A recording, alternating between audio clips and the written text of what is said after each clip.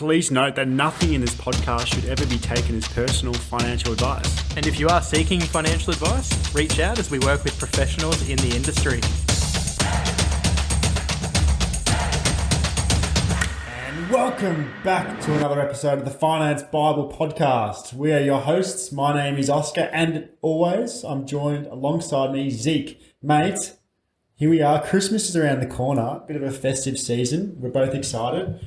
What's the plan? The plan? I haven't actually made a plan yet for Christmas. My cousin just messaged me, "What are you doing on the 25th?" And I said, "I do not know." And he said, "I'm coming from Victoria."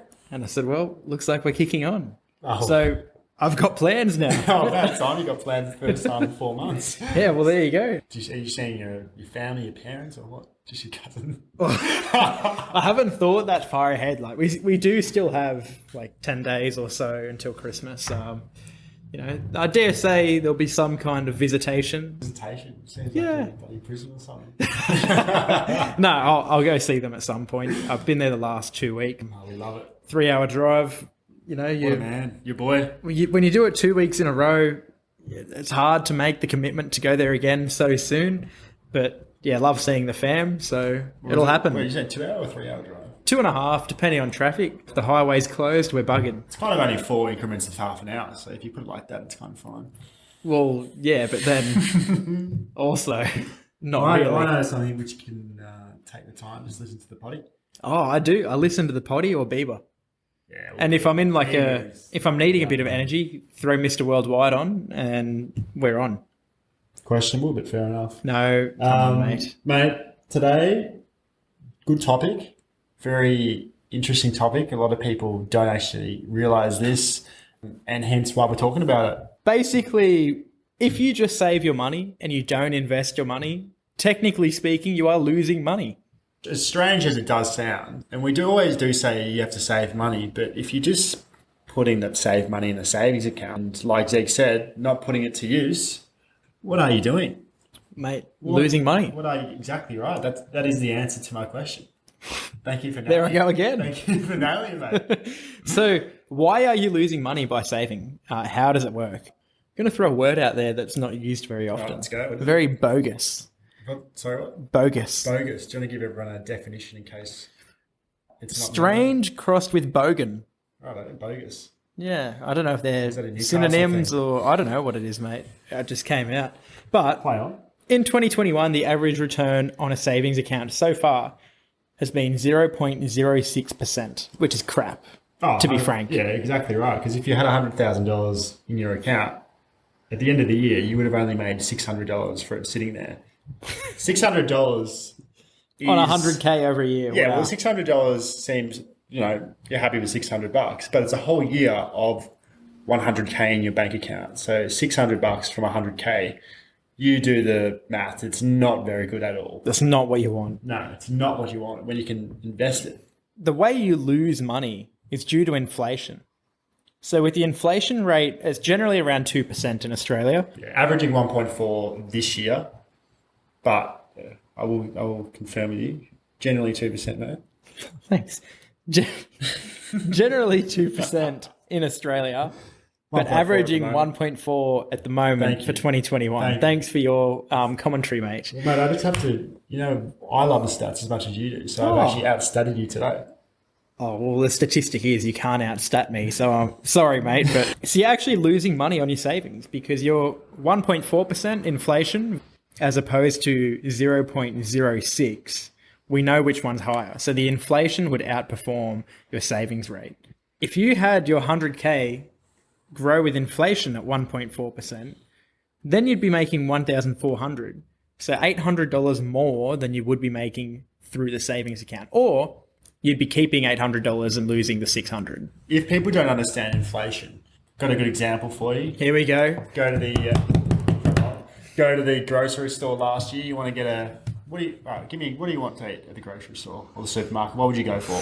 I wouldn't go for the supermarket example. I've got another one. But if I'm going to the supermarket, my go-to would be a bottle of kombucha. All right, perfect example, a bit of gut health, love it. So say you go to the supermarket last year and you bought a kombucha, let's say a Remedy kombucha for about $2.50. That sounds like a bargain. It does sound like a bargain now because this year it's gone up to $3.50. Oh, inflation. And that is inflation. The price rise. No longer a bargain. Prices continue to rise year after year. And that's where we're talking about it actually corresponds to your savings account. And if you're just your money just sitting in your savings account, the inflation is chewing it away. And what was your example, mate? Famous example. Everyone in Australia will know this feeling. Do you remember a couple of years ago being able to go to Macca's and grab a soft serve for 30 cents? Oh yeah, we saw this on the bus the other day. Mate. That was a 20-cent cone. So I used to call up and say, how much is a 20-cent cone? Or 20 cents. Well, if you, that was why would you ask? It was the prank call. Oh, what a guy. But no, I remember being able to do it at about 30 cents. It might have been 20 at one point. Yeah, now you're looking at between 50 cents and 75, depending where in Australia you are. It was advertised at $1 on the bus. Oh, well, there you go, $1. Yeah. That's it, yeah. Oh, that was with the flake. Like, come on, the flake's an extra 50 cents. Fair enough, mate. But yeah, that's my example. A cone from Mackie D's. Mackie D's. All right. So we've talked about your savings just sitting in your savings account and inflation chewing it away. So let's actually talk about what happened if we invested the money instead of sitting in your savings account. Over 10 years, the average return on the ASX, which is the Australian Stock Exchange, has been around 9.3% per annum. So every year, returned roughly 9.3%. Using the same example of $100,000, let's say we invested that into the stock exchange. At the end of the year, you would have actually made $9,300 compared to your $600 if you just left it into your savings account. So straight away, you can tell by putting your money to work, the outcome over a 12-month period is quite substantial. And that's only for 12 months. Imagine 24 months, 3 years, 4 years, 5 years, 6 years. It just compounds and compounds and compounds. And it just shows off you're much better investing your money than just making it sit and do nothing. It does come down to you got to risk it for the biscuit. Ooh, what kind of biscuit are we talking? Well, it depends what kind of biscuit you want. But generally, any biscuit you want in your life, you have to risk it to get it. So some are very risky. That's where investing is. So investing itself, it's not, you're going to throw all this money and you're guaranteed a return. You do have to do your research, figure out what you want to invest in, the safer stocks, the riskier stocks. But when it pays off, it pays off. And as you can see here, you're $9,300 better off than you were before. On the 9.3K versus the saving rate of 600, you're making an extra 8.7K. And on the example of inflation, you're making an extra 7.9K. So you make a lot more money. Missed the numbers over here. Oh, thanks. It's all right. So yeah, you make another 7.9K in 1 year on 100K, which is a good outcome when you're comparing it to your $600 of income. Yeah. And if you don't know, or if you haven't actually started investing, reach out to us. We have done a couple episodes of investing, our tips for the beginners, our top tips and where to start. But it's all different platforms at the moment now where you can trade, and it's so easy. You just do it on your phone, deposit some funds, get it going, get some research, pop it in the ETFs, in the actual share, whatever you want. There's so many platforms out there now, and they're actually quite cost effective. Yeah, if you're looking to jump into investing into stocks particularly, then we have done an episode on it where we talk through different platforms, different brokerages, fees, even a couple of ETFs that we invest in ourselves. Yeah. Jump on into that, get into it, have a geeze. I think come late January, early February 2022, we will be bringing you a specialist in the industry to talk strictly shares and super. Yeah. So hang in for that one. Yeah. And I just want to touch on, we're not saying throw all of your savings money, which you have saved over the last 20 odd years, into an investment, for example, or ETFs. Put as much as you are comfortable.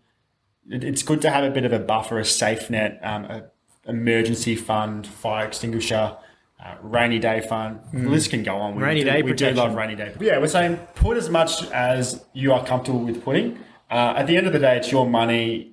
You're making the risk. You're making the decision. So be smart about it. Don't just do it because we've said it. We're not giving you financial advice, as the disclaimer says every episode at the start. But in saying that, going off of your risk portfolio and your risk profile, you can figure out exactly what you should be doing. For example, myself, when I was looking to build up my deposit for my first investment property, I had a very high risk profile. Like, I did not care because I was literally 18 years old. I was like, well, whatever happens, they're going to recover by the time I'm 50.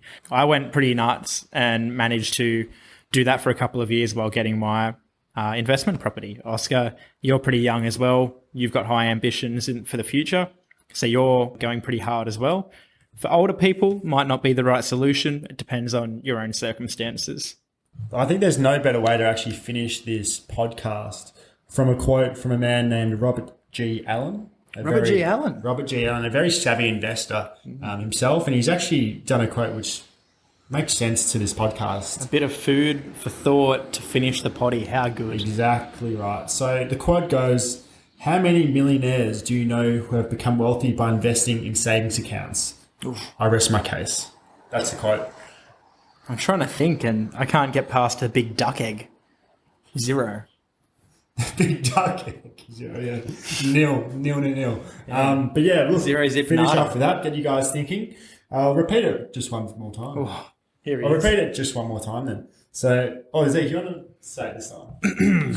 Let me come on in. How many millionaires do you know who have become wealthy by investing in savings accounts?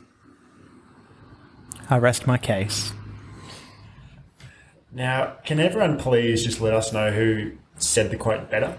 Because I reckon there's a bit of confusion. We might have to get a poll up when we release it. Yeah. I'm very interested. Very interested. But look, that's what we wanted to touch on today. Bit of a lighthearted, informative podcast as always. Guys, I probably sound like a broken record now. Get on Apple Podcasts, give us a review. It's very easy. We'll catch you next week. Until then, keep budgeting.